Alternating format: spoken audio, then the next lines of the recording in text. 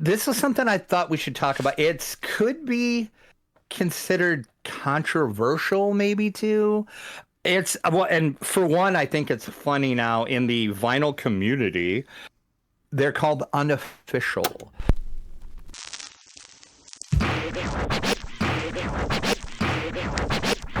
We're basically talking about bootlegs. Yep. These are bootleg records. These are not.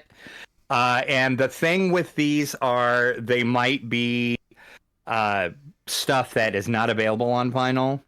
And basically what somebody does is there's like labels in, it seems like there's a lot in Italy and I think the Czech Republic maybe. Yep. There's a couple companies where like copyright laws are very like gray. Yeah.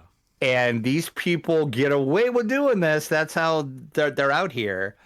And then you can get stuff that like you can't get. Like good example of that is this is one I just bought not too long, maybe a couple weeks ago. That's cool. I've got a recent one myself here.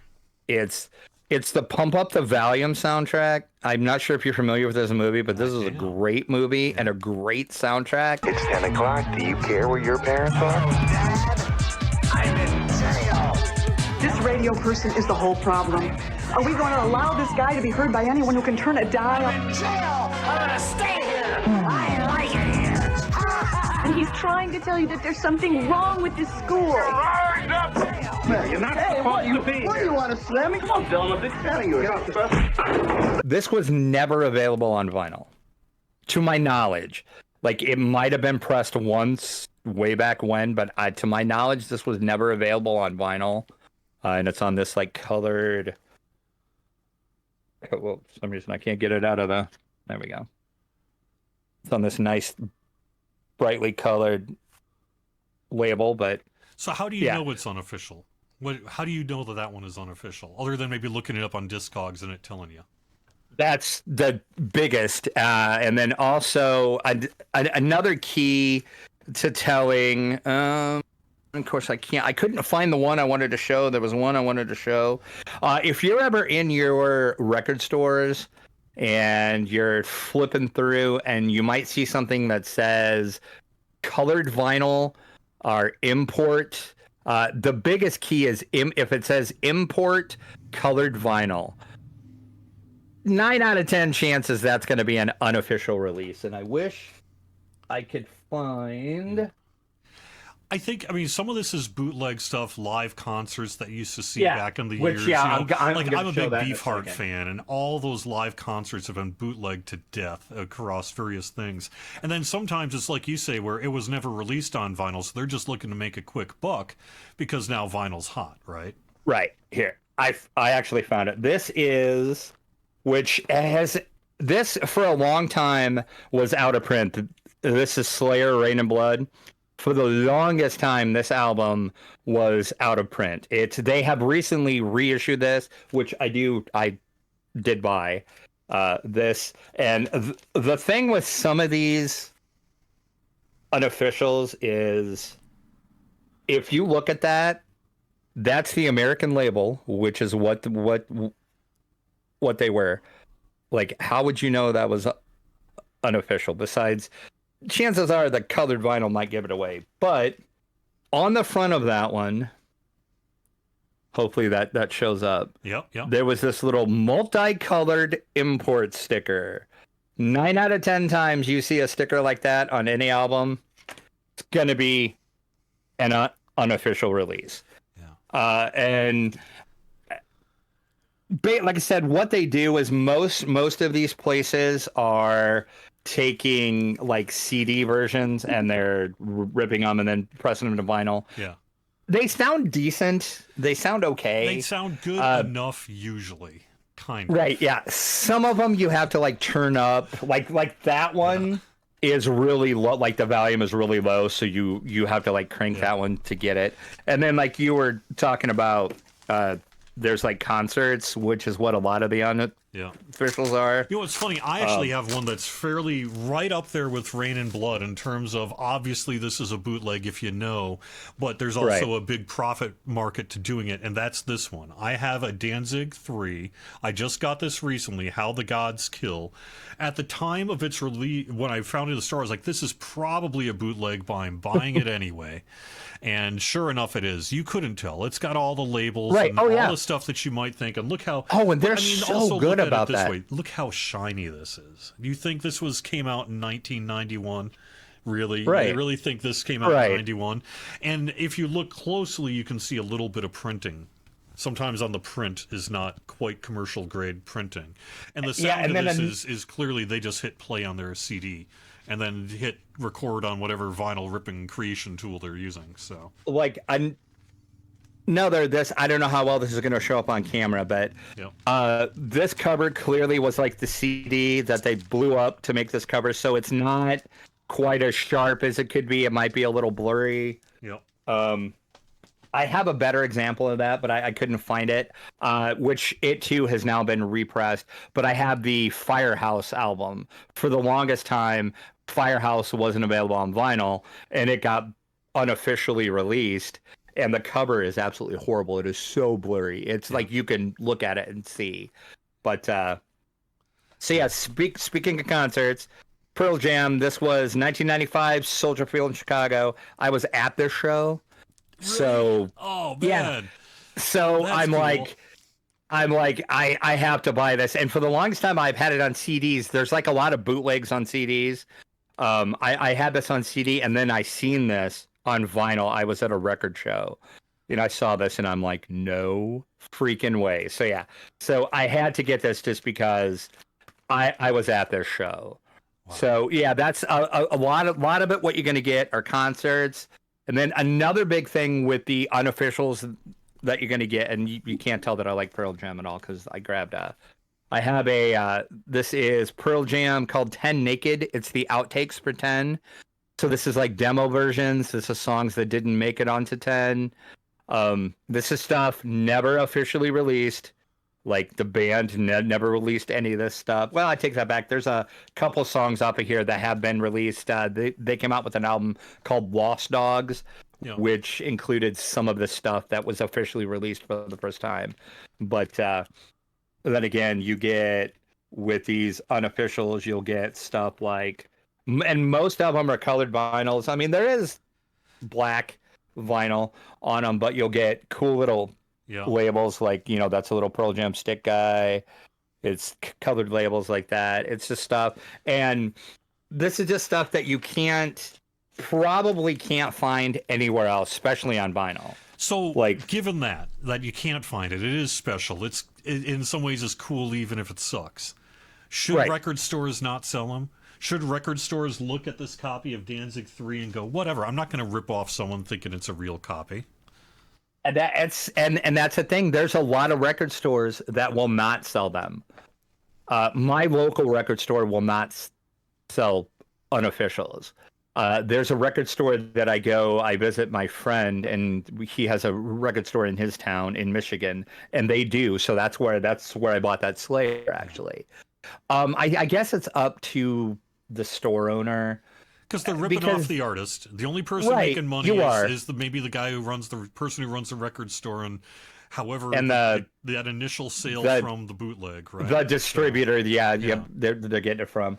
And like what I do, like this Slayer, good example. I bought this Slayer because it's like I wanted this on vinyl. It was never on vinyl. When American re-released it, I bought that, so I have it. I supported them, even though I didn't support them with this. So it's, I know how does it get into the system is what I want to know. At some point, a record store is getting crates of records, and those records are going to include some unofficials. How does that happen? Where is it injected illegally, essentially, into the system?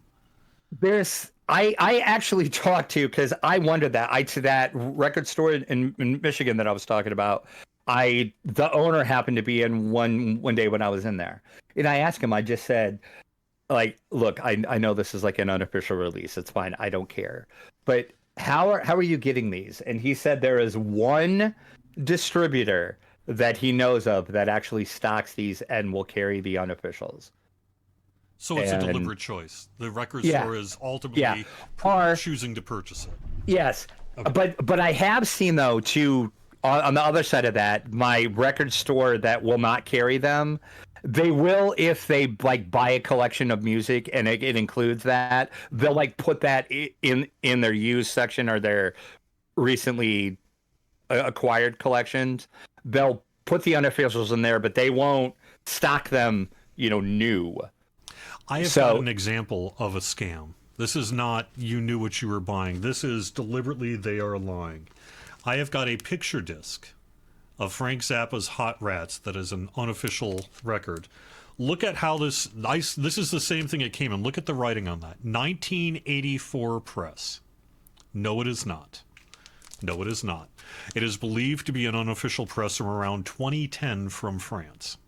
So they lied. They just flat out lied to sell this record at this record store. See, now that is something that record stores or even if you're at a record fair show, whatever you want to call it, and like a seller is selling stuff, if they know, like that instance, whoever sold that knew what that, unless they were just totally like misinformed, which I guess we could give them the benefit of doubt, but my guess is they knew what they were doing with that one. It took me all of 5 seconds to look it up on Discogs to know that this was nonsense. And that's all you have to do is look it up on Discogs, and Discogs will let you add them to your collection, but you can't list them for sale on Discogs. Yeah, Discogs really, that was controversial. That happened within the past couple of years and really it was, that was, but probably a good choice. Yeah. I ultimately picked up this Frank Zappa Hot Rats picture disc knowing I didn't care whether it was. I wasn't going to listen to this. Right. It's just got the cool album cover and all that sort of thing. That is awesome looking, but yeah. But yes, but at the same time, when I saw that, I was like, and I did pay $25 for this. So kind of got ripped off there. That's kind of like I guess it's kind of buyer beware too. Like if you see something like, I knew right away because at the time that the Slayer was not being actively pressed. Yeah. So I'm like, and it was in their new metal section. So it's not like it was in their used section. So I'm like, okay, this is not this is like a bootleg, but it's fine. Danzig is specifically in the same boat. Him and Rick Rubin, who created those albums together, those classic albums together, had a split. And they're just not interested in working together whatsoever anymore.